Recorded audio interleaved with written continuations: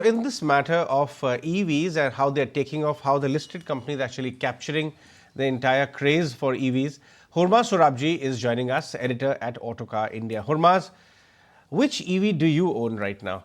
I want to understand. Have you stepped on the EV pedal yet or not yet? To be honest, right now I'm driving two EVs, two ends of the spectrum, driving the MG Comet Uh-huh. and a Mercedes EQB. In fact, as we speak, I just am at a Skoda event where the global sales and marketing director is here and drove from home to here in an EQB.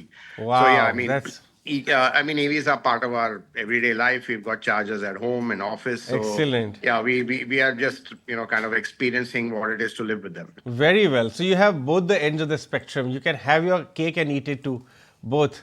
Comet is Absolutely. actually a pretty cool car. I mean, we've checked it out on the roads yet.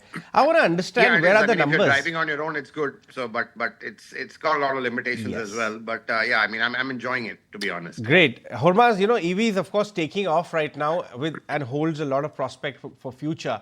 But the current auto market, uh, I believe a foreign brokerage has put out a note this morning that despite all the buzz, the takeoff on volume front in the entire EV universe has been on the softer side. You speak to almost every manufacturer in town. On ground, how are the numbers stacking up? Well, yeah, obviously, we've had a very small base or zero base last 4 years.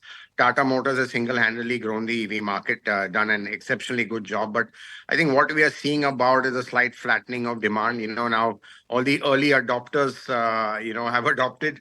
Now you have to wait for the early majority. They take a more rational approach, a more measured approach. They are not as, let's say, open to trying out a new technology. They're a little bit more risk averse. But I think fundamentally what is happening is that the fundamental issue is that charging infrastructure is turning out to be the biggest bottleneck. And it's not generally on the highways, it's even, at the home front. What the statistics we've seen is that, almost every EV owner has some form of home charging or private home charging, which goes to say that all those who don't probably are not buying an EV. And this is really the make or break for a lot of EV buyers. Can they have home charging or not? Because you need that kind of reassurance, you need that comfort. Because once you have home charging, it's a no-brainer. In fact, EVs are actually much more convenient than a normal ICE or petrol car because you've got your petrol pump at home. You don't even have to go to a pump. So I think this is turning out to be the biggest challenge. And until this is addressed, I don't think we'll see EV demand, let's say, exploding the way it was supposed to. Uh, Good morning. This is Vinny joining in the conversation, and I just want to take that point forward as well. What we were mentioning about how EV demand is not something that is seen much. Infrastructure is what you're talking about. That's not there yet as well.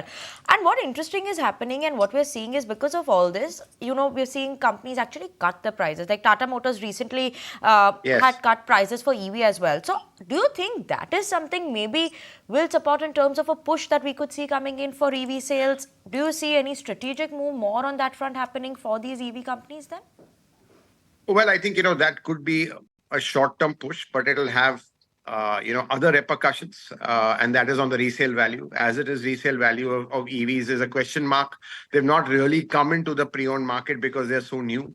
But clearly, the concern about the life of the battery, the fact that, people have this notion that they only last 8 to 10 years, they actually last longer as the warranties are that long. So there's a lot of, let's say, worries about EVs in the long-term ownership, and clearly that will have an impact on the resale value. And cutting prices is going to have a horrific impact on resale values. Mahindra also did that with the XUV 400 some time back. MG have done that again a little bit with the ZS, and now Tata Motors. The Nexon, which was really a hot selling EV, they've kind of slashed prices on that.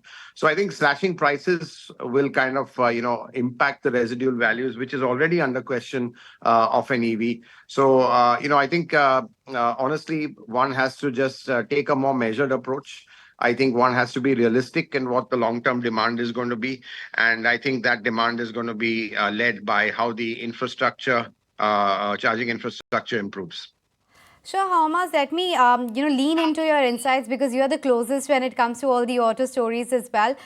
The IPOs which are brewing, whether from the Tata stable or whether from Hyundai, what do you see the timeline of that if you have any insights? And the story that you were talking about earlier, Mahindra is looking to pick up stake in the Volkswagen India operations as well. Talk to us about what's happening.